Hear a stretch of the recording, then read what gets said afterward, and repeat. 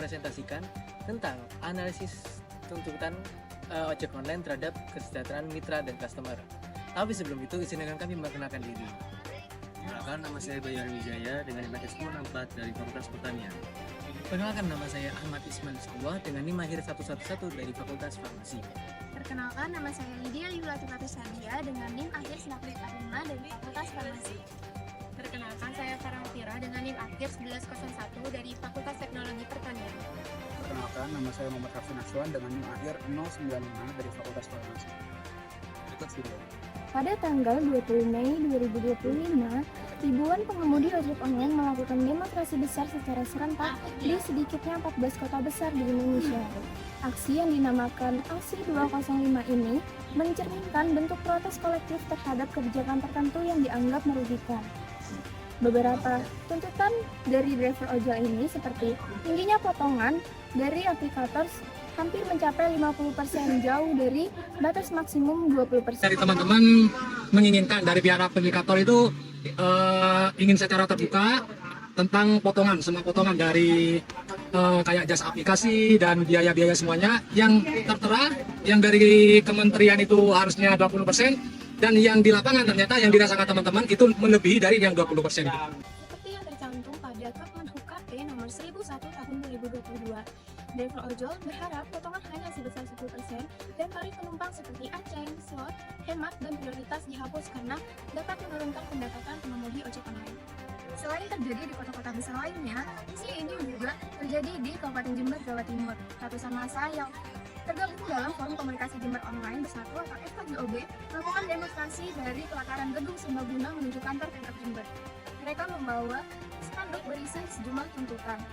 Selain tuntutan seperti di kota-kota lainnya, driver-driver di Jember juga menuntut tuntutan lokal, yaitu menagih janji Bupati Jember pada saat kampanye Pilkada 2024, yaitu Muhammad Fawait berjanji untuk mensejahterakan para driver seperti menanggung BPJS tenaga kerja dan memberikan bansos serta upgrading skill terhadap para driver ojol.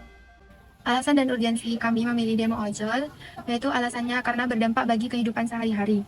Dampaknya bukan hanya pada driver ojek online, tetapi bagi customer yang menggunakan ojek online. Urgensinya, demo ojek online ini tidak hanya ada di Jember, tetapi di seluruh Indonesia. Dan ini juga berpengaruh bagi kesejahteraan ojek online, karena di beberapa daerah ada 81,31% yang menjadikan ojek online sebagai pekerjaan utamanya, dan sisanya hanya pekerjaan sampingan. Faktor penyebab terjadinya peristiwa ini adalah dari pihak aplikator yang memangkas lebih dari 20% dari seharusnya, tidak sesuai dengan peraturan Kemenhub nomor 1001 tahun 2022 yang mana menetapkan bahwa pihak aplikator memotong sebanyak 20%. Tapi kenyataan yang dialami oleh ojek online yang kita wawancarai itu melebihi dari 20%. Mereka memberikan testimoni bahwa dari 14.500 pendapatan bersih yang mereka dapat hanya sebanyak 8.800, yang mana 5.700 itu melebihi 20% yang mereka janjikan. Saya dapat ongkos dari sini ya ke rumah sakit 14,5 tunai. Tapi pendapatan saya 8.800. Berapa persen itu? Bisa dibantu hitung? Oke. Kalau dari perspektif saya pribadi sebagai pencari diskon ya, agak kurang setuju sih Mas. Ya karena bagaimanapun saya dari sisi customer itu ingin cari yang murah gitu. Baik lagi saya sebagai customer ingin juga dapat keuntungan dari memakai aplikasi Gojek tersebut. Nah kalau sistem diskon hilang kan otomatis saya nggak dapat keuntungan dong dari pemakaian aplikasi tersebut gitu. Yang kedua, yaitu dari pihak aplikator yang memberikan fitur yang mempermudah konsumen, tapi menyulitkan dari pihak mitranya. Salah satu contohnya di kota-kota besar.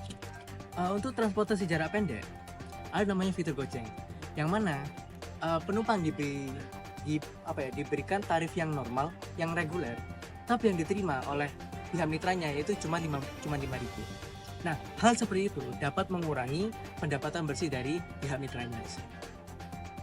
Diharapkan dari pihak aplikator dapat mentaati peraturan Kemenhub nomor 1001 tahun 2022 yang menyatakan bahwa pedoman perhitungan biaya jasa bagi masyarakat yang menggunakan aplikasi online. Oke, berdasarkan pernyataan dari berbagai media, pihak aplikator memutuskan untuk melanjutkan keberlanjutan dari ekosistem dan persaingan pasar. Nah, potongan 20% bukanlah pendapatan bersih bagi mereka, melainkan dana operasional vital yang digunakan untuk membiayai inovasi teknologi dan skema promo.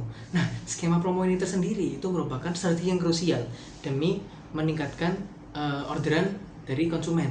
Nah, dengan tingginya orderan, mereka bisa meningkatkan mereka bisa menjaga persaingan pasar dari aplikasi lain dan menjaga keberlangsungan dari mitra itu tersendiri. Oleh karena itu, menanggapi tuntutannya sekarang, pihak aplikator justru mengklaim bahwa mereka masih dalam lingkup 20% dan membuka jalur dialog formal antara mitra dan aplikator dengan pemerintah sebagai mediator. Kesimpulannya, aksi 205 yang dilaksanakan pada 20 Mei 2025 merupakan suara kolektif ribuan ojek online dari seluruh Indonesia. Mereka menuntut potongan pajak aplikator yang terlalu tinggi dan revisi tarif penumpang yang angkanya di beberapa kasus bisa mencapai 50% ke atas. Meskipun pihak aplikator telah mengaku telah mematuhi regulasi sebesar 20%, tetapi pada kenyataannya di lapangan berbeda. Hal ini tidak hanya berdampak bagi driver ojek online, tetapi juga bagi transportasi daring di seluruh Indonesia. Sekian presentasi dari kami. Wassalamualaikum warahmatullahi wabarakatuh.